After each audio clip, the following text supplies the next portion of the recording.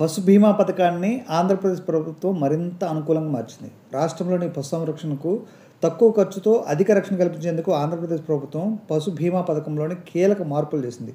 ఈ మార్పుల ద్వారా రైతులపై అధిక భారం తగ్గిస్తూ పశు సంరక్షణకు మరింత ప్రోత్సాహాన్ని ఇవ్వనుంది. రైతులకు తక్కువ ప్రీమియంతో అధిక ప్రయోజనం కలిగే కార్యక్రమాలు చేపట్టింది.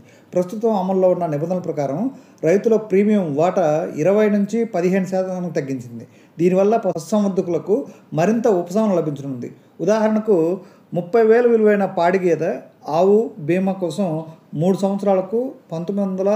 1920 ప్రీమియంగా నిర్ణయించగా రైతు వంతు కేవలం రూ. 285 మాత్రమే చెల్లించాల్సి ఉంటుంది. అలాగే గొర్రె, మేక, పంది ఈ బీమా గరిష్టంగా 6,000 వరకు ఉండగా సంవత్సరానికి రూ. 27, 2 సంవత్సరాలకైతే రూ. 40, 3 సంవత్సరాలకు రూ. 56 మాత్రమే రైతు ప్రీమియంగా చెల్లించాల్సి ఉంటుందని అధికారులు తెలిపారు. ఇక బీమా కవరేజ్ విస్తరణ చూసుకున్నట్లయితే ఈ కొత్త మార్పులతో ఒక్కో రైతు బీమా పొందే పరిమితి పెంచబడింది. గతంలో ఒక రైతుకు 5 పాడి పశువులు మాత్రమే బీమా వర్తించగా ఇప్పుడు 10 పాడి పశువులకు అవకాశం కల్పించారు. అలాగే గొర్రెలు లేదా మేకలు గరిష్ట పరిమితి 50 నుంచి 100కి పెంచారు. పశు బీమా పథకం పరిధి ఈ పథకం ద్వారా పశువులు ప్రమాదవశాత్తు లేదా వ్యాధుల కారణంగా లేదా ప్రకృతి వైపరీత్యాల వల్ల మరణించినా ఈ బీమా వర్తించనుంది.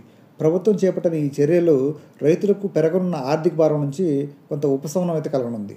రైతులు ఈ పథకం గురించి మరింత సమాచారం తెలుసుకోవాలనుకుంటున్నట్లయితే గ్రామీణ పశు వైద్యశాలలు, పశు వైద్య సేవా కేంద్రాలను సంప్రదించవచ్చని పశుసంవర్ధక శాఖ సంయుక్త సంచాలకులు డాక్టర్ ఓ నరసింహారావు పేర్కొన్నారు.